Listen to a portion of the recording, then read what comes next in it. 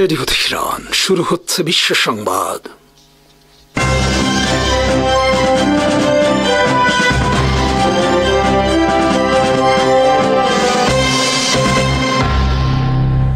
শুরুতেই সংবাদ শিরোনাম।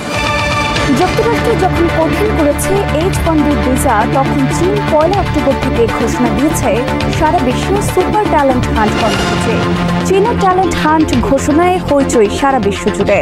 ফ্রান্স সহ আরও 6 দেশ স্বীকৃতি দিল ফিলিস্তিনকে। পাকিস্তানের প্রধানমন্ত্রী শাহবাজ শরীফ বলেছেন, ভারতকে প্রমাণ করতে হবে তারা আমাদের ভালো প্রতিবেশী নাকি শত্রু হয়ে থাকতে চায়। দীর্ঘকাল ধরে সারা বিশ্বের সুপার ট্যালেন্ট বা অতি মেধাবীদের 1 নম্বর গন্তব্য ছিল যুক্তরাষ্ট্র। কারণ বিভিন্ন দেশে উপযুক্ত গবেষণা ও মেধা প্রয়োগের অভাব, নিরাপত্তাহীনতা সহ বিভিন্ন কারণে অতি মেধাবীরা নিজ দেশে অবস্থান করার ক্ষেত্রে আগ্রহ হারিয়ে ফেলে। কিন্তু তাদের উচ্চ মেধা প্রয়োগের সব সুযোগ সুবিধা রয়েছে যুক্তরাষ্ট্রে। সারা বিশ্বের এসব মেধাবীদের জন্য উচ্চতর শিক্ষা, গবেষণা সহ অতিশয় উচ্চ বেতনের চাকরি ও নিরাপদ জীবনযাপনের সব আয়োজন রয়েছে যুক্তরাষ্ট্রে। যুক্তরাষ্ট্রের বিশ্বখ্যাত নামকরা অনেক প্রযুক্তি ও উদ্ভাবনী সংস্থা সারা বিশ্বের নামকরা বিভিন্ন বিশ্ববিদ্যালয়ে প্রতি বছর বিভিন্ন উপায়ে ট্যালেন্ট হান্ট বা মেধা বাছাই করে তাদের যুক্তরাষ্ট্রে নিয়ে যায়। বিশ্বখ্যাত নামকরা সব প্রতিষ্ঠানে তারা চাকরির সুযোগ পায়। সেখানে গিয়ে তারা নতুন নতুন গবেষণা ও উদ্ভাবনের মাধ্যমে যুক্তরাষ্ট্রে অবদান রাখে। সারা বিশ্বের মেধাবীদের যুক্তরাষ্ট্রে আনার জন্য যুক্তরাষ্ট্রে চালু রয়েছে H-1B ভিসা নীতি। যেসব কারণে যুক্তরাষ্ট্র আজ বিশ্বের সুপার পাওয়ার, তার অন্যতম একটি কারণ সারা বিশ্ব থেকে তাদের এই ট্যালেন্ট হান্ট নীতি। কিন্তু গত রোববার ডোনাল্ড ট্রাম্পের স্বাক্ষরে কার্যকর হয়েছে একটি আদেশ। তাতে বলা হয়েছে, H-1B ভিসায় এখন থেকে যুক্তরাষ্ট্রে আসতে হলে $1 লক্ষ অতিরিক্ত ফি দিতে হবে। ট্রাম্প যখন H-1B ভিসা নীতি কঠিন করল, তখন চীন 1 অক্টোবর থেকে চালু করতে যাচ্ছে কে ভিসা কার্যক্রম। চীনের কে ভিসার লক্ষ্য যুক্তরাষ্ট্রের ন্যায় সারা বিশ্ব থেকে সুপার ট্যালেন্ট বা অতি মেধাবীদের বাছাই করে চীনে নিয়ে আসা। যুক্তরাষ্ট্র যেমন উচ্চ বেতনে বিদেশি মেধাবীদের সে দেশে গবেষণা ও উদ্ভাবনের সুযোগ করে দিয়েছিল, ঠিক একই পথে এবার হাঁটা শুরু করেছে চীন। যুক্তরাষ্ট্রের আদলে তাদেরকে চীনে স্বাধীনভাবে নিরাপদ জীবনযাপন, অতিশয় উচ্চ বেতনের চাকরি, স্বাধীনভাবে গবেষণা, উদ্ভাবনে যা যা লাগবে তার সবকিছুরই নিশ্চয়তা দেওয়া হবে বলে ঘোষণা দিয়েছে চীন। চীনা এই ঘোষণায় হইচই পড়ে গেছে সারা বিশ্ব জুড়ে।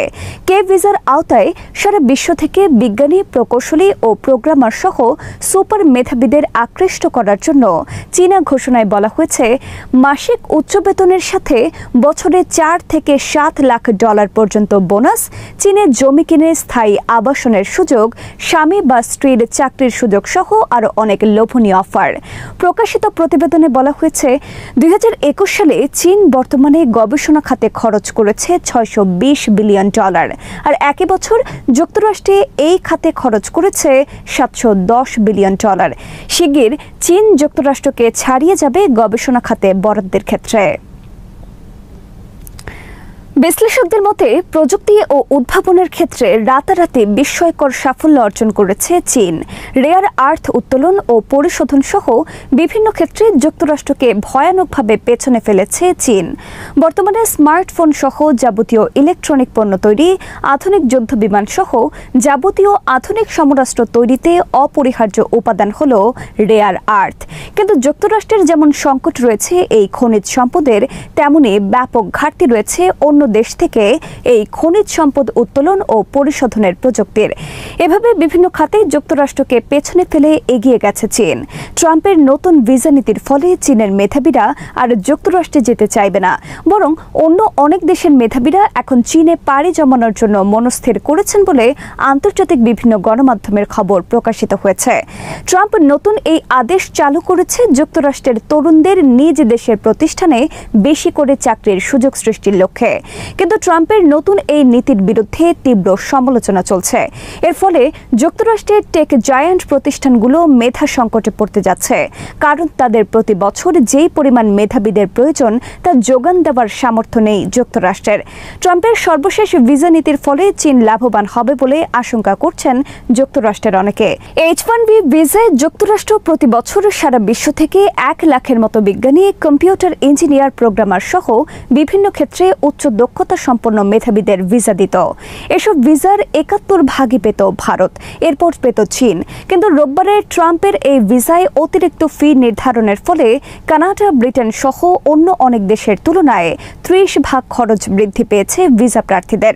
যুক্তরাষ্ট্রের অনেক বিশ্লেষক আশঙ্কা করছেন, ট্রাম্পের এই ভিসা নীতি পরিবর্তন করা না হলে দ্রুত মেধা সংকটে পড়বে যুক্তরাষ্ট্র এবং লাভবান হবে তার শত্রু দেশ চীন সহ অন্য অনেক দেশ।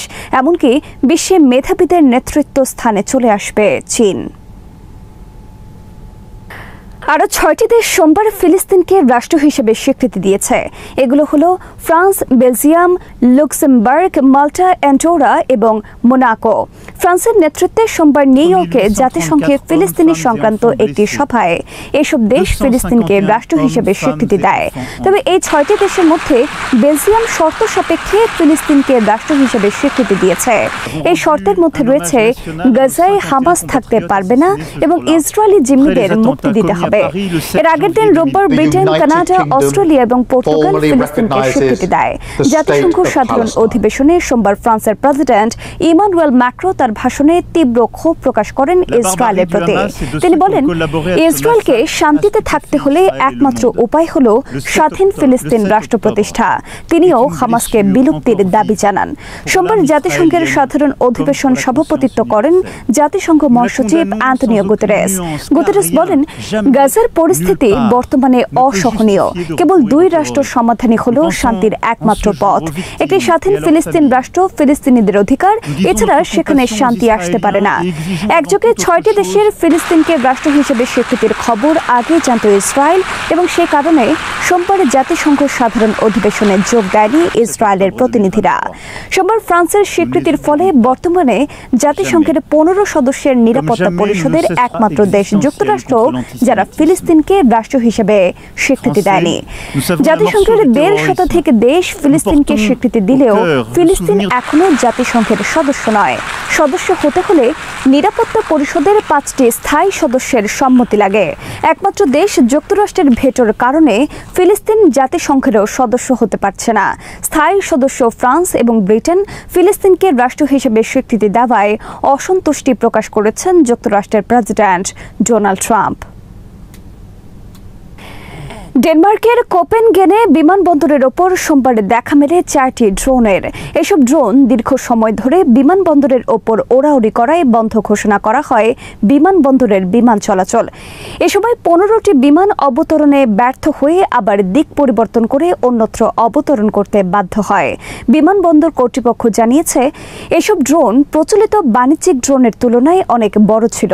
এগুলো সাধারণ মানুষের ওড়ানোর কথা নয়, ফলে তারা নিরাপত্তার কারণে বিমানবন্দর বন্ধ ঘোষণা করতে বাধ্য হয়। তবে ড্রোনগুলো কাদের এবং কি কারণে এখানে ওড়ানো হলো তা নিয়ে এখনও অনুসন্ধান চলছে।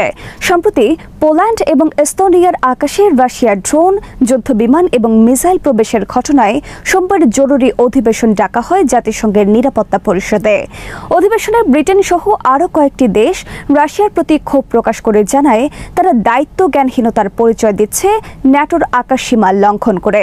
এর ফলে ন্যাটো রাশিয়ার সংঘাত অনিবার্য হয়ে উঠতে পারে। এ নিয়ে তীব্র বিতর্ক চলে রাশিয়া ও পশ্চিমাদের মধ্যে। রাশিয়ার প্রতিনিধি পরিষদে বলেন, এস্তোনিয়া সহ আরও কয়েকটি দেশ রাশিয়ার বিরুদ্ধে মিথ্যা অভিযোগ তুলে মিথ্যা উত্তেজনা সৃষ্টির চেষ্টা করছে। এস্তোনিয়া মানসিক সমস্যায় ভুগছে এবং কল্পনায় তাদের আকাশে রাশিয়ার যুদ্ধবিমান দেখেছে। সোমবার নিরাপত্তা পরিষদে এই বিতর্কের মধ্যে ডেনমার্কের আকাশে ড্রোনের দেখা মেলায় নতুন করে আলোচনার জন্ম দিয়েছে। তবে ডেনমার্কের অবস্থান রাশিয়া থেকে অনেক দূরে এবং জাতিসংঘে নিযুক্ত রাশিয়ার রাষ্ট্রদূত সোমবার পোল্যান্ড ও লিথুয়ানিয়ার আকাশসীমা লঙ্ঘনের অভিযোগ অস্বীকার করেছেন। সৌদি আরবের সঙ্গে সামরিক চুক্তির পর বেশ রমরমা অবস্থা বিরাজ করছে পাকিস্তানে। সুযোগ পেলেই পাকিস্তানের নেতৃবৃন্দ এখন এক হাত নিচ্ছেন ভারতের প্রতি। লন্ডনের সম্প্রতি পাকিস্তানের প্রধানমন্ত্রী শাহবাজ শরীফ প্রবাসীদের এক সমাবেশে বলেছেন, পাকিস্তান ও ভারত প্রতিবেশী। আমরা প্রতিবেশী ভারতের সাথে শান্তিতে থাকতে চাই, কিন্তু ভারতকে প্রমাণ করতে হবে তারা কি আমাদের শত্রু নাকি ভালো প্রতিবেশী। শরীফ বলেন, আমাদের সাথে শত্রুতা করে শান্তিতে থাকতে পারবে না ভারত। ভারত। আমরা এর উপযুক্ত জবাব দেব, যেমন দিয়েছি গত মে মাসে। ভারত যদি শান্তি চায় তাহলে আমাদের প্রতি ষড়যন্ত্র আর শত্রুতা পরিত্যাগ করতে হবে। পাকিস্তানের প্রতিরক্ষা মন্ত্রী খাজা আসিফ সহ অন্যান্য মন্ত্রীরা ভারত ও ইসরায়েলের প্রতি হুমকি দিয়ে বলেছেন, আমরা প্রয়োজনে সৌদি আরবে পারমাণবিক বোমা মোতায়েন করব। সুপ্রিয় দর্শক, ইরান রেডিও বাংলার নিয়মিত আয়োজন মুখোমুখি অনুষ্ঠানে আপনাদের সবাইকে স্বাগত জানাচ্ছি। আমি শাহাদাত হোসেন। আমাদের আজকের অতিথি বাংলাদেশের অন্যতম রাজনৈতিক দল গণ অধিকার পরিষদের সিনিয়র সহসভাপতি ও মুখপাত্র জনাব ফারুক হাসান। জনাব ফারুক হাসান, আপনাকে স্বাগত জানাচ্ছি আমাদের অনুষ্ঠানে। ধন্যবাদ। কেমন আছেন? আলহামদুলিল্লাহ। আমরা আজকের পুরো আয়োজন জুড়ে মধ্যপ্রাচ্য পরিস্থিতি এবং বাংলাদেশের সমসাময়িক রাজনীতি নিয়ে কথা বলবো। আমরা শুরুতে একটু জানতে চাই, অতি সম্প্রতি আমরা দেখেছি যে গণ অধিকার পরিষদের যে প্রধান আছেন তিনি গুরুতর আহত হয়েছেন এবং আহত হয়ে হাসপাতালে ভর্তি হয়েছেন। অতি সম্প্রতি তিনি হাসপাতাল থেকে রিলিজ পেয়েছেন। এই যে ঘটনা ঘটলো, এই ঘটনাটা নিয়ে আপনার একটু পর্যবেক্ষণ জানতে চাই। গত 29শে আগস্ট গণ অধিকার পরিষদের সভাপতি জনাব নুরুল হক নূরের উপরে যে হামলা, মানে এটাকে শুধু হামলা বললে আসলে ভুল হবে। মানে এটা ছিল একটা pre plan one kind of murder. মানে তাকে হত্যার উদ্দেশ্যেই তার উপরে এই হামলাটি চালানো হয়েছিল। তো এই হামলাটি আসলে কেন চালানো হলো? বিকজ আমরা 5ই আগস্টের বিপ্লবের পরে আওয়ামী ফ্যাসিবাদ এবং ফ্যাসিবাদের দোসর তাদের প্রত্যেকের কার্যক্রম মানে আমরা নিষেধাজ্ঞা চেয়েছি এবং প্রত্যেকের কার্যক্রমের উপরে আমরা একটা ধরেন যে ইনজাংশন চেয়ে আন্দোলন করে আসছি। কারণ এটা পৃথিবীর ইতিহাস কর্তৃক মানে প্রমাণিত যে যেসব দেশে অটোক্রেসি কিংবা স্বৈরতন্ত্র জারি ছিল, স্বৈরতন্ত্র বিতাড়িত হওয়ার পরে ওই রাজনৈতিক দল বা ওই পলিটিক্যাল যে ওই অর্গানগুলো আর পরবর্তী সময় ফাংশন করার কোনো এখতিয়ার রাখে না বা অধিকার রাখে না। যেমন আপনি জানেন যে জার্মানির যে হিটলার, তার যে রাজনৈতিক দল নেজি পার্টি বা নাৎসি বাহিনী, এই নাৎসি পার্টির কিন্তু তার পতনের পরে অটোমেটিক্যালি জনগণ কর্তৃক নিষিদ্ধ হয়ে গেছে। তো সেই জায়গা থেকে আওয়ামী লীগকে নিষিদ্ধ করা হয়েছে। আওয়ামী লীগের যারা অন্যতম সহযোগী ছিল, দীর্ঘ 15 বছর আওয়ামী লীগে ফ্যাসিবাদ হয়ে ওঠার পিছনে যারা পৃষ্ঠপোষকতা করেছে, কাজ করেছে, সহযোগিতা করেছে, ভূমিকা রাখছে, তাদেরকে আপনি সেনা প্রোটোকলে পাহারা দিচ্ছেন, আরেকজনকে আপনি ধরেন যে নিষিদ্ধ করছেন। এটা তো আসলে মানে সঠিক বিচার ব্যবস্থা হতে পারে না। যেমন আমি মাঝে মাঝে একটা কথা বলি যে 3 জন চোর চুরি করতে গিয়ে ধরা পড়ছে, এবং চোরের সর্দার তাকে আপনি শাস্তির আওতায় নিয়ে আসলেন, আর বাকি 2 জন সহযোগীকে আপনি পুরস্কৃত করলেন। এটা তো আসলে কোনোভাবেই মানে কোনো জাস্টিফিকেশন হতে পারে না। তো সেই জায়গা থেকে আওয়ামী লীগ যেসব কারণে অপরাধী, আওয়ামী লীগকে আপনি যে কারণে আজকে বেইন করেছেন, সেই একই কারণে কিন্তু তার সহযোগীরা অপরাধী, সেম।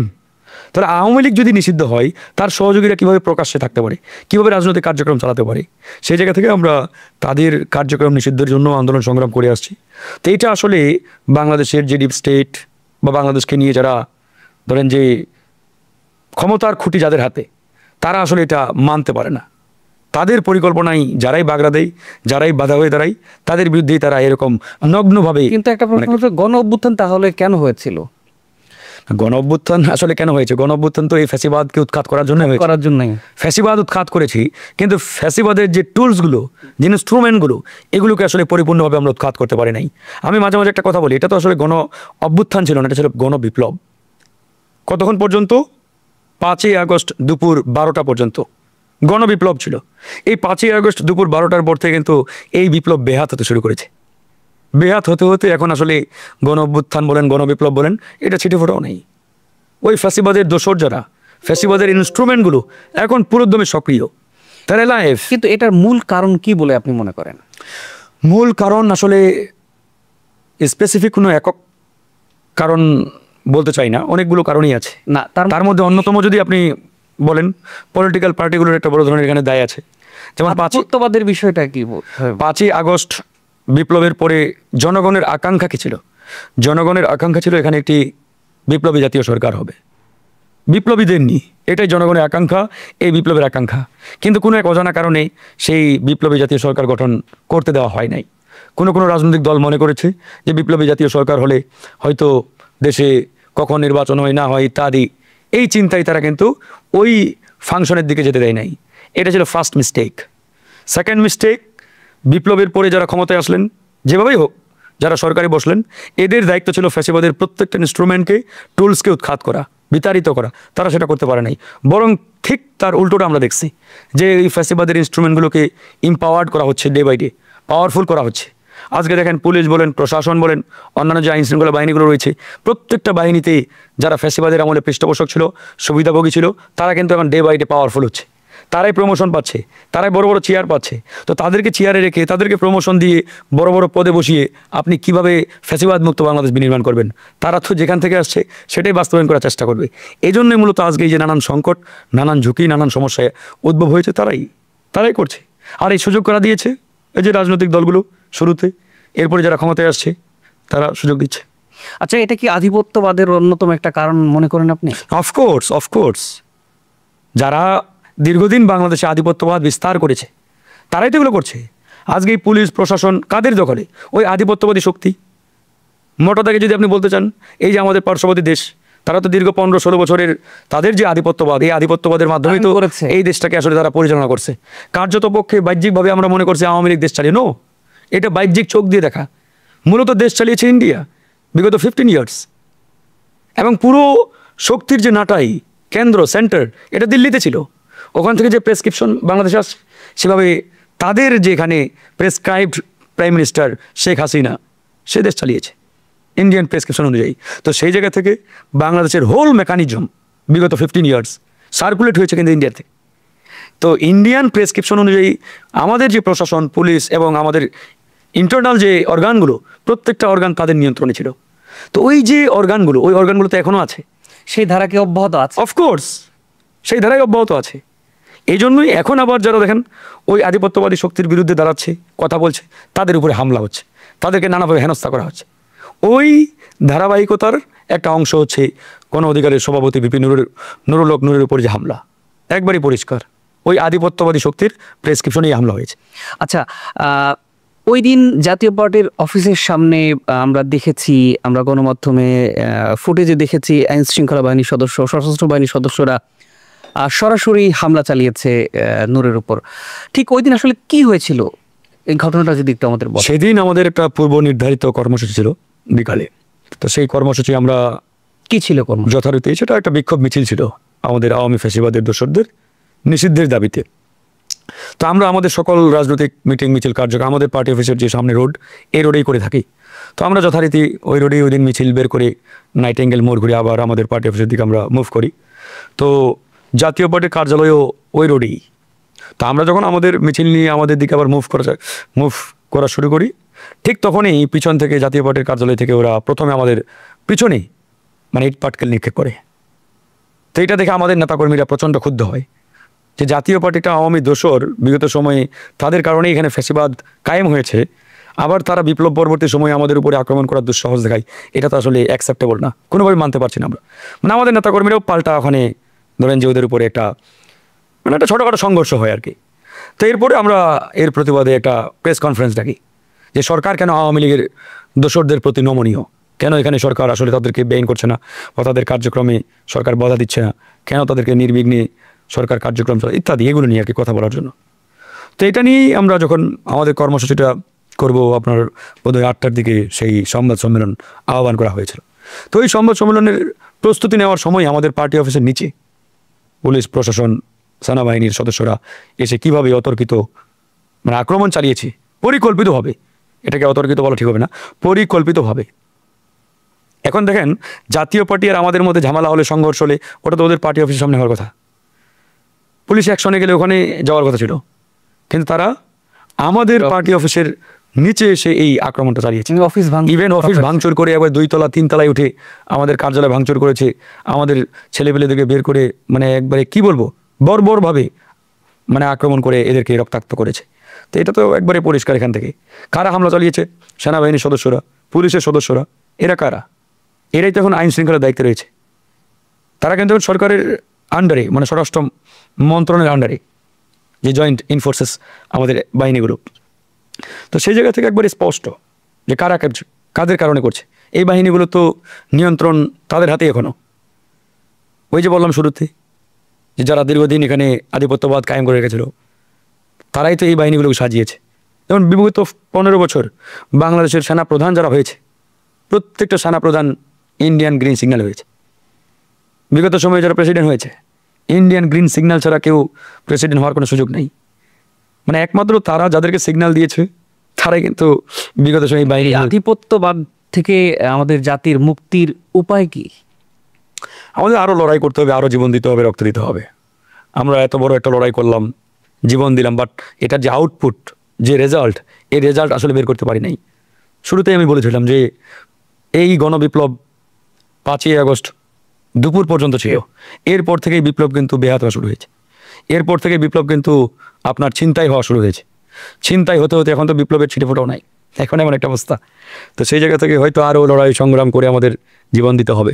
আচ্ছা, আমরা দেখলাম ওই দিন ভিপি নূর রক্তাক্ত অবস্থায় হাসপাতালে ভর্তি হয়েছে। পরবর্তীতে আমরা দেখেছি প্রধান উপদেষ্টার সাথে তার পরিবারের সদস্যরা দেখা করেছেন এবং ওই সময়ে তিনি আশ্বাস দিয়েছিলেন যে তাকে উন্নত চিকিৎসার জন্য দেশের বাইরে নিয়ে যাওয়া হবে।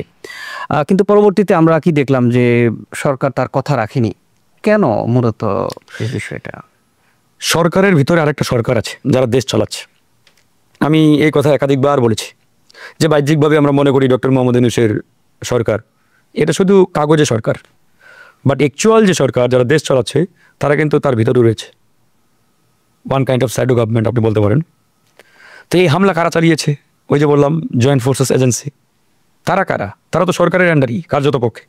তাহলে এই ঘটনার দায় সরকারের উপরই বর্তায়, সরকারের স্বরাষ্ট্র উপদেষ্টার উপরই বর্তায়। তো এই ঘটনা ঘটার পরে আজ পর্যন্ত কোনো অ্যাকশন নেওয়া হয়নি। কেন অ্যাকশন নেওয়া হয়নি? যারা হামলা চালিয়েছে তারা এতটাই পাওয়ারফুল, এতটাই শক্তিশালী এই সরকারের ভিতরে যে তাদের বিরুদ্ধে অ্যাকশন নেওয়ার মতো সরকারের কোনো হিম্মত নেই। এই জন্য সরকার প্রধান ঘোষণা দিলেন যে তাকে বিদেশে নিয়ে উন্নত চিকিৎসার ব্যবস্থা করার জন্য, কিন্তু আজ পর্যন্ত কার্যকর কোনো উদ্যোগ নেওয়া হয়নি।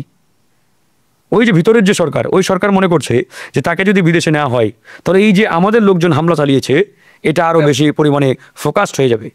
এটা তখন আন্তর্জাতিকভাবেও ধরেন যে আপনার খবরের কাগজে আসবে, আন্তর্জাতিকভাবে আলোচনায় চলে আসবে যে বিদেশে নেওয়া হচ্ছে। দ্যাট মিনস এই ঘটনার কতটা সিভিয়ারিটি, কতটা মানে ভয়াবহ, এটা তো তখন একবার প্রমাণিত হয়ে যাবে। এই জন্য তারা চাচ্ছে না যে তাকে বিদেশে নেওয়া হোক। আচ্ছা, এই ঘটনা কি কাউকে আটক বা গ্রেপ্তার? না, এখন পর্যন্ত কাউকে গ্রেপ্তার করা হয়নি। আমরা মামলা করেছি, আমরা 2টো মামলা করেছি, এখন পর্যন্ত কাউকে গ্রেপ্তার করা হয় নাই। আচ্ছা, আমরা গণমাধ্যমে দেখেছি ভিপি নূরের শারীরিক অবস্থার অবনতি হয়েছে এবং তিনি তার উপর এমন হামলা হয়েছে যে তিনি অনেক কিছু মনে করতে পারেন না বা মনে রাখতে পারেন না। আমরা তার শারীরিক অবস্থার শেষ জানতে চাই, কি অবস্থা তার? তার উপরে যে এই হামলাটা, এটা তো আসলে বিগত আওয়ামী আমলে আমাদের উপর অসংখ্যবার হামলা হয়েছে, প্রায় 22 বার। মানে এত জঘন্য মর্মান্তিক বর্বর হামলা কখনোই হয়নি। তো এই ঘটনার পরে সে তো দীর্ঘদিন ঢাকা মেডিকেল ছিল। তার নাকের উপরের যে বোন, আপনার নাজাল বোন যেটা, এটাতে বেশ কয়েকটা ফ্র্যাকচার। তারপর আপনার যে ডান দিকের চোয়াল, এই চোয়ালেও তার ফ্র্যাকচার, এখানেও হাড় ফাটছে। তার লিভারের আপনার সিভিয়ারিটি বা কী বলে জটিলতা দেখা দিয়েছে। তো বেশ কিছু তার প্রবলেম রয়েছে, এগুলো আছে। তার বিশেষ করে নাকের উপরের যে আমাদের হাড়, আমাদের শরীরে তো 206টি হাড় আছে, তার মধ্যে সবচাইতে নরম এবং সেন্সিটিভ হাড় কিন্তু এটা, সফট বোন বলা হয় এটাকে, নরম হাড়। তো এই হাড় আপনার অপারেশন ছাড়া এটা আসলে ঠিক হবে না। আর এই অপারেশনটা বাংলাদেশে হয় না, এটা বাইরেই করতে হয়। সেই জন্যই আসলে এখন পর্যন্ত তার মানে আশঙ্কা মুক্ত বলতে পারি আমরা, কিন্তু তার যে সিভিয়ার যে জটিল ইয়াগুলো রয়েছে ভিতরে, এগুলো আসলে দীর্ঘমেয়াদী তার রিকভারি লাগবে। সেই জন্য দেশের বাইরে আমরা নেওয়ার ব্যবস্থা করতেছি। আমরা এখন নিজেরাই মানে দলীয়ভাবে তাকে দেশের বাইরে নিব খুব শীঘ্র ইনশাল্লাহ। কিন্তু সরকারের ওই ঘোষণাকে আমরা এখন রিজেক্ট করছি, প্রত্যাখ্যান করছি। কারণ সরকার তো প্রতারণা করছে আমাদের সাথে, স্পষ্টভাবে এটা প্রতারণা যে আপনি ঘোষণা দিলেন বিদেশে নেওয়ার জন্য, আবার নিচ্ছেন না। তার মানে এর চাইতে প্রতারণা আর কি আছে? তা আবার ঘোষণাকে দিল সরকার প্রধান, চিন্তা করেন। আচ্ছা, আমরা আগামী জাতীয় সংসদ নির্বাচন নিয়ে আমরা কথা বলতে চাই। সরকারের পক্ষ থেকে বারবার নিশ্চয়তা দেওয়া হচ্ছে যে ফেব্রুয়ারিতেই অনুষ্ঠিত হবে আগামী জাতীয় সংসদ নির্বাচন। তো সেক্ষেত্রে সাধারণ মানুষ অনেকেই আশঙ্কা প্রকাশ করেন যে আদৌতে কি ফেব্রুয়ারিতে নির্বাচন হবে? একজন রাজনীতিবিদ হিসেবে আপনি কি মনে করেন, আদৌতে কি আসলে ফেব্রুয়ারিতে নির্বাচন হবে? নির্বাচন কবে হবে এটা তো সরকারের সিদ্ধান্ত। আমরা নির্বাচন ডিসেম্বরে দিতে চাইলেও আমাদের কোনো আপত্তি নেই, অসুবিধা নেই। কিন্তু আমাদের কথা হচ্ছে নির্বাচনটা আসলে হবে কিভাবে, এটা নিয়ে আমাদের প্রশ্ন। আমরা বারবার বলে আসছি যে আগামী জাতীয় নির্বাচন জুলাই সনদ অনুযায়ী হতে হবে, যেটা ইতিমধ্যে আমাদের মানে আলোচনায় চলমান আছে জাতীয় ঐক্যমত্য কমিশনে। এই জুলাই সনদের আইনি ভিত্তি দিয়ে জুলাই সনদের আলোকে আগামী জাতীয় নির্বাচন হতে হবে এবং নির্বাচনের যে প্রি কন্ডিশনগুলো রয়েছে, পূর্ব শর্তগুলো রয়েছে, লেভেল প্লেইং ফিল্ড, নির্বাচনী পরিবেশ নিশ্চিত করা, প্রত্যেকটা প্রার্থী যাতে নির্ভয়ে নির্বিঘ্নে নির্বাচনী ক্যাম্পেইন চালাতে পারে, মুভমেন্ট করতে পারে, পুলিশ প্রশাসনকে ফাংশনিং করা, পুলিশ প্রশাসনকে ঢেলে সাজানো, এই কাজগুলো করতে হবে। এই কাজগুলো সম্পূর্ণ করে সরকার যদি মনে করে আগামী নভেম্বর ডিসেম্বরে নির্বাচন দেবে, no problem, we are ready, আমরা প্রস্তুত আছি। এখন কথা হচ্ছে বর্তমান যে পুলিশ প্রশাসন, এদেরকে দিয়ে আপনি আসলে আগামী নির্বাচন কন্ডাক্ট করতে চান কি? ফ্রি ফেয়ার করা যাবে কি? মানে এদেরকে দিয়ে কি এটা ফ্রি অ্যান্ড ফেয়ার নির্বাচন আপনারা উপহার দিতে পারবেন? নো। কারণ এখন যারা ওসির দায়িত্বে রয়েছে এরা কিন্তু বিগত 18-24 সালের নির্বাচনের দায়িত্বে ছিল। এখন 24 সালের একতরফা নির্বাচনে যিনি দায়িত্বে ছিলেন তাকে আপনি দায়িত্বে রাখবেন। ওই সময় যারা ইউনো ছিল এখন তারা ডিসির দায়িত্বে রয়েছে। তো এদেরকে দিয়ে আপনি কোন নির্বাচন উপহার দেবেন? তো এদেরকে সরাতে হবে, এসব জায়গায় পরিবর্তন নিয়ে আসতে হবে, রদবদল করতে হবে। তো এই কাজগুলো আপনি যতক্ষণ না পর্যন্ত করতে পারছেন ততক্ষণ পর্যন্ত তো একটা ফ্রি অ্যান্ড ফেয়ার নির্বাচনের পরিবেশ আপনি নিশ্চিত করতে পারছেন না। আগামী জাতীয় সংসদ নির্বাচন নিয়ে এরই মধ্যে কিন্তু বেশ বিতর্ক তৈরি হচ্ছে কোন পদ্ধতিতে আগামী জাতীয় সংসদ নির্বাচনটা হবে। আমরা দেখেছি ইসলামিক রাজনৈতিক দলগুলো তারা চাচ্ছে পিআর পদ্ধতিতে আগামী জাতীয় সংসদ নির্বাচন হোক। এই ইস্যুটা নিয়ে আপনার কাছে একটু জানতে চাই, আপনি কি মনে করেন আসলে পিআর নিয়ে আমাদের মতামত হচ্ছে পিআরের পক্ষে আমরা, এবং এটা আমাদের দলীয় যে কর্মসূচি, আমাদের যে মানে পলিটিক্যাল যে আমাদের বেসিক যে আমাদের কর্মসূচি 21 দফা, সেখানেও কিন্তু এই পিআর আমরা 2021 সালেই ঘোষণা করেছি, প্রপোর্শনেট আপনার যে ইলেকশন। এখন কথা হচ্ছে পিআর আসলে আপনি বাস্তবায়ন কতটুকু চান সেটা নিয়ে একটা প্রশ্ন। আবার ধরেন যে পিআর কেন প্রয়োজন হলো, কারণ বিগত এই যে বললাম 12টি নির্বাচন হয়েছে, এই 12টি নির্বাচন দুটো সিস্টেমে আমরা দেখেছি, একটা ওয়েস্টমিনিস্টার সিস্টেম বা সংসদীয় পদ্ধতিতে, আর একটা প্রেসিডেন্সিয়াল সিস্টেম। তো এই দুটো পদ্ধতিতে বিগত 12 বার নির্বাচন হয়েছে, বাট কার্যকর কোনো সমাধান কিন্তু আমরা পাই নাই, জনগণের বাংলাদেশ বিনির্মাণ হয় নাই। এই জন্যই কিন্তু নতুন পদ্ধতির ডিমান্ড ক্রিয়েট হয়েছে। আগের যে পদ্ধতিগুলো, এই পদ্ধতিগুলো যদি বাস্তবায়ন হতো, জনগণের বাংলাদেশ যদি বিনির্মাণ হতো, জনগণের সরকার যদি প্রতিষ্ঠা হতো, তাহলে কিন্তু এই পিআর সিস্টেমের প্রয়োজনীয়তা দেখা দিত না। এখন এই যে পিআর নিয়ে অনেকেই অনেক কথা বলছেন, কেউ কেউ বলছেন পিআর কী জিনিস, দেখতে সাদা না কালো ইত্যাদি। এই যে তাচ্ছিল্যমূলক মানে শব্দ চয়নের মাধ্যমে এটাকে জনগণের সামনে হাজির করা, এটা ওয়ান কাইন্ড অফ মানে আসলে কি বলবো, নিজেদের মানে ব্যর্থতাকে ঢাকানোর জন্য বলা আর কি। পিআর কিন্তু বাংলাদেশে বিগত সময় ছিল, বিগত প্রত্যেকটা নির্বাচনে পিআর সিস্টেম কিন্তু অ্যাপ্লাই হয়েছে বাংলাদেশে। যে দলগুলো বলছে যে আমরা পিআর বুঝি না, চিনি না, জানি না, তারা নিজেরাও কিন্তু এই পিআরের মাধ্যমে পার্লামেন্টারিয়ান হয়েছে। যেমন বিএনপির রুমিন ফারহানা, নারী সংসদ, তিনি কিভাবে এমপি হয়েছেন? তিনি তো ওই মাঠে গিয়ে নির্বাচন করেন নাই, জনগণের ভোটে হন নাই, কিভাবে হয়েছেন? তিনি যে সংসদ সদস্য নির্বাচিত হয়েছেন পার্লামেন্টে সংরক্ষিত নারী আসনে, এটা কিভাবে হয়েছে? পিআরের মাধ্যমে। এই যে 50টা নারী আসন আমাদের, এটা কিভাবে ভাগ হয়? প্রপোর্শনেট সিস্টেমে। কিন্তু ধরেন আপনার দল যদি 300 আসনের মধ্যে 100 আসন পাই, তাহলে আপনি কয়টা? 1/3, 3 ভাগের 1 ভাগ নারী আসন পাবেন। মানে 3টা এমপির অপোজিটে একটা নারী এমপি। আপনার দল 3টা এমপি পেয়েছে, তার মানে আপনি একটা নারী এমপি পাবেন। তাহলে এটা পিআর হলো না? তার মানে পিআর তো আছে পার্লামেন্টে। আমরা ওই পার্লামেন্ট থেকে পিআরটাকে জনগণের কাতারে নিয়ে আসতে চাই, যে আগে পার্লামেন্টে ছিল, এখন এটাকে জনগণের সামনে নিয়ে আসেন, জনগণের মধ্যে নিয়ে আসেন, এই পার্থক্য। আচ্ছা, এই পিআর ইস্যুতে অনেকেই রাজনৈতিক বিশ্লেষকরা ধারণা করছেন যে আবারও রাজনীতির ময়দান উত্তপ্ত হবে। এর মধ্যে আমরা দেখেছি বেশ কয়েকটা ইসলামিক রাজনৈতিক দল তারা কর্মসূচি ঘোষণা করেছে। আপনাদের অবস্থা জানতে চাই, আপনারা আসলে কি করতে চান? না, আমরা তারা যে দাবিগুলো নিয়ে আসছে, জামাত ইসলামী, ইসলামী আন্দোলন সহ বেশ কয়েকটা দল, আমরা দাবিগুলোর সাথে একমত। আমরা পিআরের যে বিষয়টি এখানে আমরা বলেছি, যেখানে আংশিক আমাদের মতামত আছে, যে আমরা আপার হাউজে আপাতত পিআর চাই, লোয়ার হাউজে এটা পরবর্তীতে দেখা যাবে। আমরা আগে আপার হাউজে প্র্যাকটিসটা করি। তারা উভয় কক্ষে চান, নো প্রবলেম।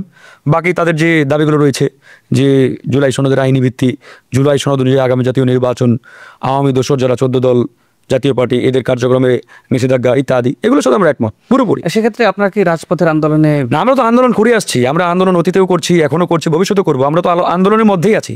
এই দাবিগুলো তো আমাদেরও দাবি। মানে তারা যেভাবে যুগপথ আন্দোলন করছে, আমরা যুগপথে নাই, বাট আমরা আন্দোলনে আছি। আচ্ছা, আমরা অতি সম্প্রতি হয়ে যাওয়া ডাকসু এবং জাকসু ইলেকশন নিয়ে আপনার সাথে কথা বলতে চাই। কেমন হলো এই দুইটা নির্বাচন? না, নির্বাচন ভালো হয়েছে এবং ফ্রি অ্যান্ড ফেয়ার হয়েছে। বিগত সময়ে যত নির্বাচন হয়েছে আমি মনে করি সেই নির্বাচনগুলোর তুলনায় এবারের নির্বাচনটা সবচেয়ে ভালো হয়েছে। যারা ভোটার তারা নির্ভয়ে নির্বিঘ্নে ভোট কেন্দ্রে গিয়ে ভোট দিয়েছে, তাদের পছন্দ মতো প্রার্থীকে তারা বাছাই করেছে। যেমন আমি নিজেও গত ডাকসু নির্বাচনের এজিএস প্রার্থী ছিলাম, আমি নিজের ভোটটাই দিতে পারি নাই, ঢুকতেই দেওয়া হয়নি আমাকে কেন্দ্রে। তার মানে বুঝেন কী নির্বাচন হয়েছে। তো এইরকম একটা নিয়ন্ত্রিত নির্বাচনের মধ্যেও কিন্তু আমাদেরকে তারা বিজয়ী করেছিল, বাট আমাদেরকে দেওয়া হয় নাই। মানে এরকম একটা আধিপত্যবাদী শক্তির মধ্যেও যারাই অন্তত ভোট কেন্দ্রে প্রবেশ করেছে, ভোট কেন্দ্রে গিয়ে ভোট দিয়েছে, তারা কিন্তু আমাদের দিয়েছে, ছাত্রলীগকে দেয় নাই। তা আমরা বিপুল ভোটে ওই সময় নির্বাচিত হয়েছিলাম। তা আমাদের প্যানেলকে তারা 2টো পদ মানে ছেড়েছিল, বাকিদের দেয় নাই, ছিনতাই করেছে আর কি, রেজাল্ট ছিনতাই যেটাকে বলে। তো সেই জায়গা থেকে এবারের জাকসু নির্বাচন অনেক স্বচ্ছ, অনেক মানে ফ্রি অ্যান্ড ফেয়ার নির্বাচন আমি বলতে পারি। আচ্ছা, এই নির্বাচনে আমরা দেখলাম যে শিবির সমর্থিত প্যানেলের নিরঙ্কুশ বিজয় ঢাকা বিশ্ববিদ্যালয় এবং জাহাঙ্গীরনগর বিশ্ববিদ্যালয়। আপনি কি মনে করেন যে এই ডাকসু বা জাকসু বা অন্যান্য যে নির্বাচনগুলো অনুষ্ঠিত হবে, সামনে চাকসু হবে, তো এই নির্বাচনগুলো কি জাতীয় সংসদ নির্বাচনে কোনো ধরনের প্রভাব ফেলতে পারে? কি মনে হয় আপনার? এখানে ডাকসুতে শিবিরের প্যানেল জিতেছে বা শিবির জিতেছে, বিষয়টা এমন না। আমি মনে করি ছাত্ররা বা ভোটাররা শিবিরকে ভোট দিয়েছে, বিষয়টা এরকম না বলে আমরা যদি এভাবে দেখি যে তারা যে সকল প্রার্থী হয়েছিলেন যারা শিবিরের, তাদের যে কর্মকাণ্ড, তাদের যে বিহেভিয়ার, তাদের যে অ্যাক্টিভিটি, এগুলোকে ছাত্ররা প্রচণ্ডভাবে গ্রহণ করেছে, আকৃষ্ট হয়েছে তাদের কার্যক্রমে। একজন শিবিরের নেতা দেখে ক্যাম্পাসে চাঁদাবাজি করে না, টেন্ডারবাজি করে না, ওই ক্যান্টিনে গিয়ে ফাও খায় না, ছাত্রদেরকে মারপিট করে না, জোরপূর্বক তাদেরকে সালাম না দিলে ওই গিয়ে র্যাগিং দেয় না। তো এই যে কার্যক্রমগুলো, এই কার্যক্রমগুলো যে দেখছে শিক্ষার্থীরা যে না, এটাই আমরা চাই, এটাই আসলে ছাত্র নেতাদের মানে অ্যাক্টিভিটি, কার্যক্রম হওয়া উচিত।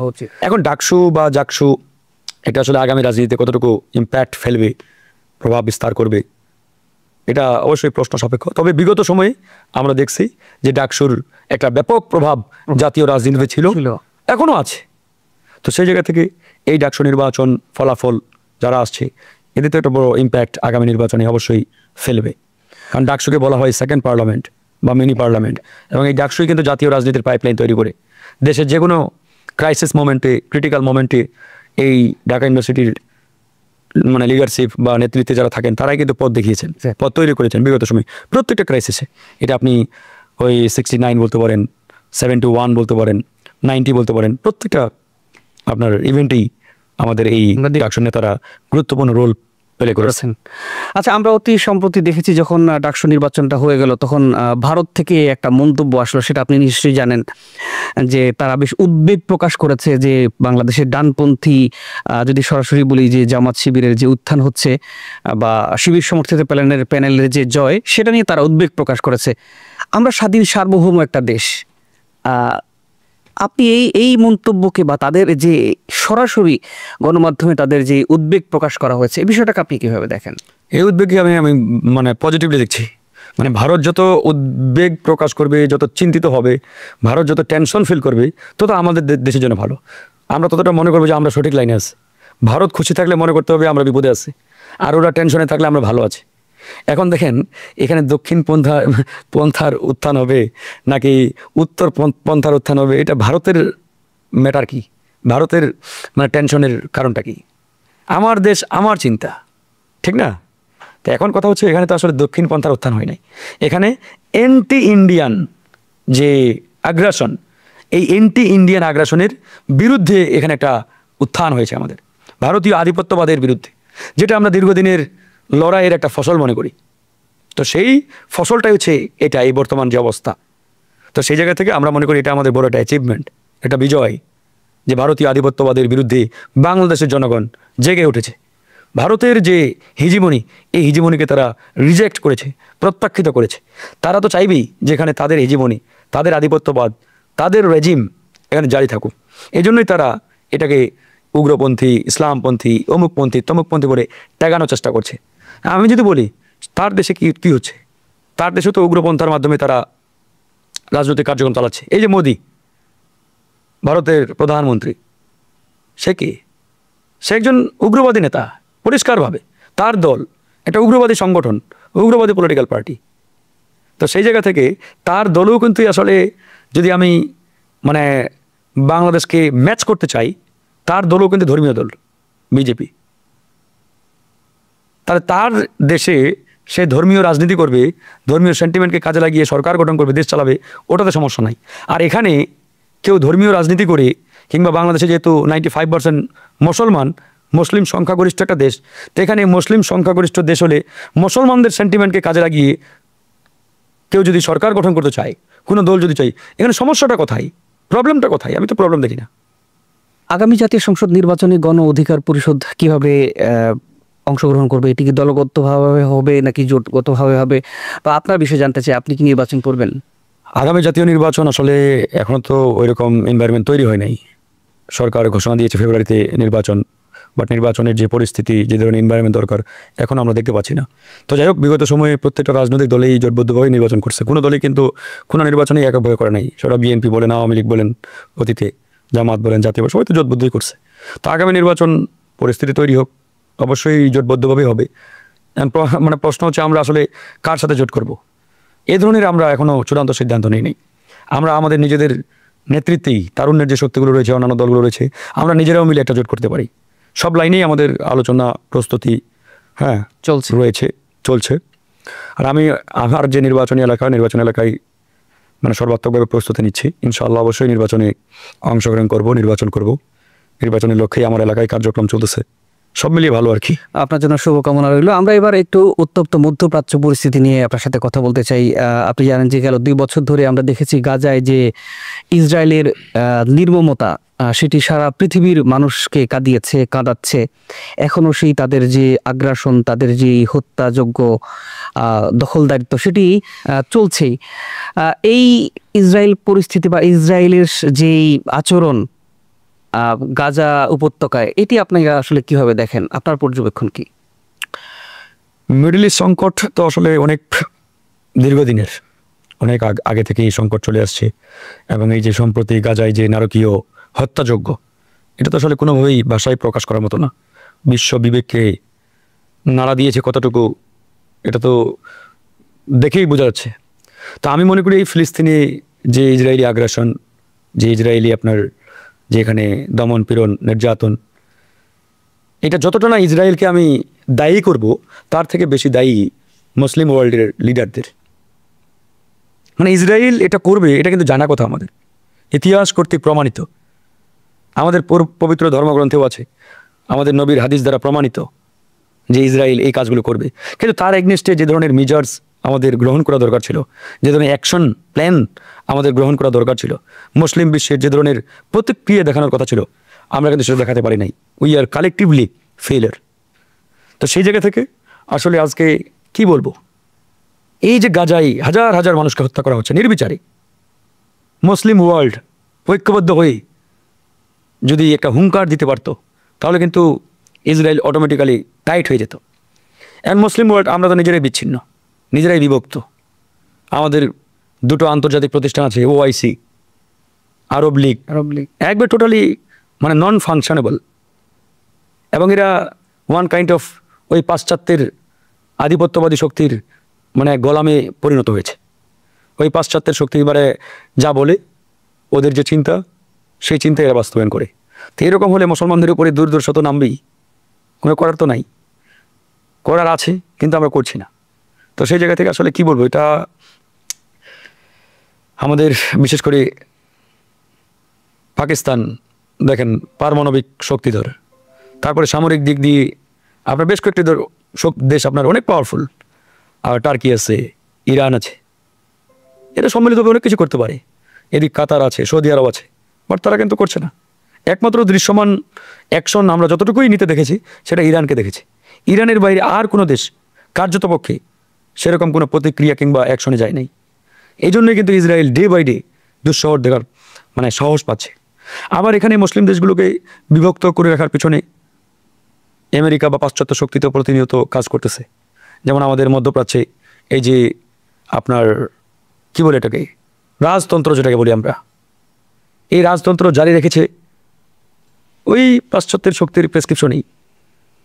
এই জন্য ওরা এই রাজ পরিবারগুলোকে মানে ক্রয় করে নিয়েছে। ওদের বাইরে এরা কোনো কথা বলে না, ওদের বাইরে এদের কোনো চিন্তা নাই, কথা বলার সুযোগও নাই, কোনো কিছু প্রতিক্রিয়া দেখানোরও মানে মানে দেখাতে পারছে না। তো এই জন্যই কিন্তু মূলত আমাদের এই মধ্যপ্রাচ্যের যে সংকট, এই সংকট ডে বাই ডে এটা বৃদ্ধি পাচ্ছে। এখন আমার যেটা আশঙ্কা, এটা চলতে থাকলে আর আমাদের এই মুসলিম ওয়ার্ল্ডের নেতারা যদি এভাবে তাদের সর্বস্ব ওই পাশ্চাত্য শক্তির কাছে বিসর্জন দিয়ে আসে, তাহলে তারাও কিন্তু রেহাই পাবে না। এই যে দেখেন ইয়েমেনে হামলা হচ্ছে, গত কয়েকদিন আগে কাতারেও কিন্তু তারা অ্যাটাক করছে। তো এই যে একটা অবস্থা, এরকম চলতে থাকলে ভবিষ্যতে এমন হতে পারে সৌদি আরব, তুরস্ক কিংবা অন্যান্য মুসলিম দেশগুলোকে তারা অ্যাটাক করবে। অলরেডি বলছে, ইসরায়েল স্পষ্ট করে বলছে যে পুরো মধ্যপ্রাচ্যে আমাদের শক্তি আমরা বিস্তার করব। আচ্ছা, আপনি আপনার বক্তব্যে বলছিলেন যে এই যে গাজা উপত্যকায় যে নির্মমতা চলছে ইসরায়েলের, সেখানে আমরা দেখি যে আসলে মধ্যপ্রাচ্যের অন্যান্য যে আরব দেশগুলো তারা কিন্তু একেবারেই নিশ্চুপ এবং তাদের কোনো কার্যকর পদক্ষেপ আমরা দেখি না। অন্যদিকে দেখি ইরান কিন্তু সবসময় ফিলিস্তিনের পক্ষে এসে দাঁড়িয়েছে। তাহলে আসলে মুসলিম বিশ্বের কি শিক্ষা নেওয়া উচিত ইরানের কাছ থেকে? আপনি কি মনে করেন, কি করা উচিত আসলে? ইরান আসলে ক্ষমতার চিন্তা করে না, ওরা স্বাধীন চেতা জাতি হিসাবে, ওরা বলিষ্ঠ স্বাধীন চেতা। ওরা সবসময় সত্য ন্যায়টাকে সামনে রেখে ওদের যে চিন্তা, ওই চিন্তার মানে রিফ্লেকশনটা ওরা ঘটানোর চেষ্টা করে। আর বাকি মধ্যপ্রাচ্যের দেশগুলোর 99%ই বলতে পারেন এরা ক্ষমতাকে টিকিয়ে রাখার জন্য মানে এই পাশ্চাত্য শক্তির গোলামি করতেও দ্বিধাবোধ করে না। আজকে দেখেন এদের ক্ষমতা চলে যাবে কিংবা এদের রাজতন্ত্রের অবসান হবে, এই একটা চিন্তাই এরা কিন্তু এই যে বর্বরতা ফিলিস্তিনি গাজায়, এই বর্বরতার বৈধতা দিয়ে যাচ্ছে। হ্যাঁ অবশ্যই, এটা তো বৈধতা দিচ্ছে একবারই পরিষ্কারভাবে। তো এখান থেকে ফিলিস্তিনের দিকে তাকিয়ে আমাদের শেখা নেওয়া উচিত। অনেক ছোট ছোট দেশ আছে, এই যে ভেনেজুয়েলা, এরাও কিন্তু মানে পাশ্চাত্য শক্তিকে তোয়াক্কা করে না। উত্তর কোরিয়া, ও তো ছোট দেশ, হতে পারে পারমাণবিক শক্তিধর, তারপরেও তো সেই আমেরিকাকে একবার গুনার মধ্যেই রাখে না। তো চাইলে অনেক দেশেই কিন্তু মানে যেভাবে তাদের যে স্বকীয়তা, তাদের যে চিন্তা, সেই চিন্তাকে যেভাবে তারা রিফ্লেক্ট করেছে, যেভাবে তাদের স্বকীয়তা তারা বজায় রাখার চেষ্টা করছে, এটা মধ্যপ্রাচ্যের নেতারাও পারে। কিন্তু তারা ওই একমাত্র ক্ষমতার মোহে এতটাই অন্ধ বিভোর যে এর বাইরে তারা অন্য কোনো চিন্তা করতে পারে না। আপনি বলছিলেন যে কয়েকদিন আগে আমরা দেখেছি কাতারে ইসরায়েলের যে হামলা, মূলত হামাস নেতাদেরকে উদ্দেশ্য করে হামলাটা হয়েছে। এর পরপরই আমরা দেখেছি ইরান আন্তর্জাতিক যে মুসলিম দেশগুলো প্রধানদেরকে উদ্দেশ্যে একটা বার্তা দিয়েছে। তারা বলছেন যে মুসলিম বিশ্বের জন্যই মূলত একটা জোট, সামরিক জোট করার জন্য তারা বলছেন। কিন্তু আমরা দেখেছি কাতারের সেই সম্মেলনে কিন্তু সেটাকে প্রত্যাখ্যান করা হচ্ছে, সেটা করা হয়নি। ব্যাপারটা নিশ্চয়ই দুঃখজনক। আপনি বিষয়টা না, দুঃখজনক না, এটাই হবে, এটাই হওয়ার কথা। ওই যে বললাম বাংলাদেশে যেমন দীর্ঘ 15 বছর বা 54 বছরই বলতে পারেন যে ভারত একটা পুতুল সরকার বানিয়ে দেশটাকে তারা পিছন থেকে মানে আপনার সার্কুলেট করেছে, চালিয়েছে। ঠিক একই মধ্যপ্রাচ্যের 99% দেশেই আমেরিকা এবং পাশ্চাত্য শক্তি পিছন থেকে তারাই চালাচ্ছে। ইরানের যে প্রস্তাব, আমরা তো একমত ছিলাম এবং এটা হওয়া জরুরি যে মুসলিম দেশগুলোর সমন্বয়ে একটা সামরিক ফোর্স বা সামরিক একটা সংগঠন নেটোর মতো এটা গঠন করা অত্যন্ত জরুরি। এটা আলোচনাও আসলো, কিন্তু পরক্ষণে দেখা গেল এটা এক প্রকারের মানে সাইড আউট, স্কিপ করা হয়েছে এটাকে পরিকল্পিতভাবে। এই যে মানে কাতার বলেন, আপনার ওই যে মধ্যপ্রাচ্যের অন্যান্য যে দেশগুলো রয়েছে, সংযুক্ত আরব আমিরাত ইত্যাদি, সবগুলো তো ওদের নিয়ন্ত্রণে। ওরা যেভাবে প্রেসক্রাইব করতেছে ওরা কিন্তু সেভাবেই আসলে সেটার বাস্তবায়ন ঘটাচ্ছে। তো সেই জায়গা থেকে হবে না। আমরা অতি সম্প্রতি ঘটে যাওয়া ইসরায়েল এবং ইরানের যুদ্ধ নিয়ে একটু আপনার কাছে পর্যবেক্ষণ বা মন্তব্য জানতে চাই। সেটি হচ্ছে, আপনি দেখেছেন যে 12 দিনের একটা যুদ্ধ হয়ে গেছে, সেখানে ধারণারও বাইরে তেল আবিবের ক্ষয়ক্ষতি হয়েছে, ইরান পাল্টা ঘুরে দাঁড়িয়েছে। এই যে 12 দিনের যুদ্ধকে আপনি কিভাবে দেখেন? এই যুদ্ধটাকে আসলে এটা ইরানেই বিজয়ী হয়েছে। ইরান এই লড়াইয়ে একক শক্তি, সে একাই লড়াই করছে। তার অপোজিটে যদি আপনি দেখেন ইসরায়েলের পিছনে ইসরায়েল প্লাস আমেরিকা প্লাস পুরো পাশ্চাত্য শক্তি, তারা কিন্তু সম্মিলিতভাবে ইসরায়েলকে এখানে সাপোর্ট দিয়ে এই যুদ্ধে রসদ জগিয়েছে। তার অপোজিটে ইরানের পাশে কেউ ছিল না, কেউ না, নাথিং, এনি মুসলিম কান্ট্রি, কেউ ছিল না। তো ইরান এককভাবে এই লড়াইয়ে যেভাবে তাদের বীরত্ব তারা দেখিয়েছে, যেভাবে তারা তাদের সক্রিয়তা দেখিয়ে এই লড়াইটা তারা মোকাবেলা করেছে, এটা তো আসলে প্রশংসনীয়। তো সেখান থেকে আমরা একবারে এটা পরিষ্কার, হয়তো এখানে ইরানের অনেক ধরেন যে সামরিক জেনারেলরা শহীদ হয়েছেন, তাদের ক্ষয়ক্ষতির পরিমাণটাও হয়তো বেশি, কিন্তু ওই যে লড়াইয়ের বেসিক যে ফাংশন, ওই ফাংশনের দিক দিয়ে ইরান এখানে শতভাগ বিজয়ী। সেজন্য আমরা শেষমেশ দেখলাম যে তারা মানে হাতে পায়ে ধরে এক ধরনের কার্যকর করেছে। শেষমেশ তো ইসরায়েল এটা বন্ধ করার জন্য একবারে সর্বাত্মকভাবে চেষ্টা চালিয়েছে যে কোনো দেশের মাধ্যমে। সেই জায়গা থেকে ইরান এখানে অবশ্যই। এই যুদ্ধটা যখন হয় তখন আমরা দেখলাম যে বাংলাদেশের আপামর মানুষ একটা কথা বলছিল, সেটি হচ্ছে যে ইরানের হাতে যদি পারমাণবিক অস্ত্র থাকতো তাহলে আসলে ইসরায়েল কিংবা আমেরিকা তাদেরকে অতর্কিতভাবে বা অন্যায়ভাবে আন্তর্জাতিক আইন লঙ্ঘন করে হামলা চালানোর সেই সাহসটা বা সুযোগটা পেত না। আপনি কি মনে করেন? এটা ট্রু, কথা ট্রু, কিন্তু এটাও তো বুঝতে হবে ইসরায়েল যে আপনার ইরান যে এত আবার দুর্বল, এটাও কিন্তু ভাববার কারণ নেই। পারমাণবিক অস্ত্র আছে কি না এটা তো আমরা কেউই জানি না, থাকতেও পারে, কিন্তু আমেরিকা তো চেষ্টা করতেছে যাতে তাদের পারমাণবিক যে আপনার চুল্লিগুলো বা পারমাণবিক যে আপনার কেন্দ্রগুলো, এগুলো ধ্বংস করার জন্য বেশ কয়েকটা কেন্দ্রে তো ওই সময় হামলা চালানো হয়েছে। তো সেই জায়গা থেকে ইরান আসলে তাদের যে সক্ষমতা, সেই সক্ষমতার কিছুটা জানান দিয়েছে। আমি মনে করি ইরান তাদের শক্তির পুরোটা প্রদর্শন করে নাই ওই সময়। তাদের যে সামরিক শক্তি, এই সামরিক শক্তির তারা হয়তো 50 বা 60 বা 70% ওই সময় দেখিয়েছে, পুরোটা দেখাই নাই আমার ধারণা। এর থেকেও ইরান আরও বেশি পাওয়ারফুল সামরিক দিক দিয়ে, সেটা হয়তো ভবিষ্যতে তারা দেখাতে পারে যে কোনো বড় সংকটে। সে পর্যন্ত আমাদের অপেক্ষা করতে হবে। এখন তো যুদ্ধবিরতি চলছে অলিখিতভাবে, আপনি কি মনে করেন যে আবারও ইরানের এবং ইসরায়েলের যুদ্ধ হতে পারে? যে কোনো সময় এই সংঘাত আবার শুরু হতে পারে। এটা তো একটা মানে ইন্টারিম আপনার সময় চলছে, হ্যাঁ, যুদ্ধবিরতি। কারণ ইসরায়েল তো আসলে একটা বর্বর জাতি, এবং এরা যে কোনো সময় ধরেন যে আবার উস্কে দিবে, আবার হামলা চালিয়ে ধরেন যে এরকম একটা পরিস্থিতি তৈরি করার চেষ্টা করবে। এটা বন্ধ হবে না, আমার ধারণা এটা বন্ধ হবে না। এভাবে আমরা কি আমাদের দিকে এগিয়ে যাবো আর কি। সেক্ষেত্রে আপনি যেটা বলছিলেন যে অন্যান্য মুসলিম দেশগুলো আক্রান্ত হওয়ার সম্ভাবনা আছে, পরবর্তী টার্গেট কোন দেশ হতে পারে?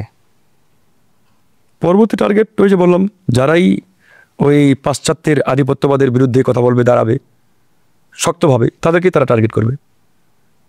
এই জায়গায় যারা নমনীয় করবে, যারা যে তাদের গোলামি করার চিন্তায় থাকবে, তাদের গোলামি করবে, ওদেরকে ওরা আপাতত টার্গেট করবে না। ওরা টার্গেট করবে যারাই ওদের আধিপত্যবাদের বিরুদ্ধে কথা বলবে, ভূমিকা নেবে, এদের বিরুদ্ধে অ্যাকশনে যাবে। তো সেই জায়গা থেকে আমি মনে করি যে কোনো মুসলিম দেশ হতে পারে। এই জন্য অনেক দেশ তো সাহস পাচ্ছে না, কিন্তু তারা যদি সবাই ইউনাইটেড হয়ে যায় তখন কিন্তু এই দুঃসাহসটা আর তারা দেখাতে পারবে না। এই ইউনাইটেড হওয়ার যে বিষয়টা, এই জায়গাতেই আসলে মানে কাজ হচ্ছে না।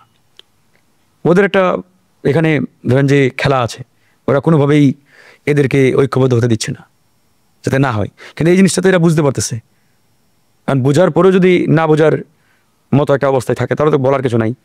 তাহলে আজকে ফিলিস্তিন, কালকে আপনি হবেন, নিশ্চিত থাকেন, কেউ রেহাই পাবেন না। আপনাকে অনেক ধন্যবাদ আমাদের স্টুডিওতে এসে সময় দেওয়ার জন্য। থ্যাংক ইউ, আপনাকে ধন্যবাদ, এবং রেডিও তেহরানকেও ধন্যবাদ জানাচ্ছি। আল্লাহ হাফেজ। সুপ্রিয় দর্শক, আজ এ পর্যন্তই। ভালো থাকুন, সুস্থ থাকুন, আর চ্যানেলটি সাবস্ক্রাইব করে আমাদের সাথে থাকুন। শ্রোতা বন্ধুরা, বিশ্ব সংবাদে এই ছিল আমাদের সর্বশেষ আয়োজন। সঙ্গে থাকার জন্য আপনাদের সবাইকে অসংখ্য ধন্যবাদ।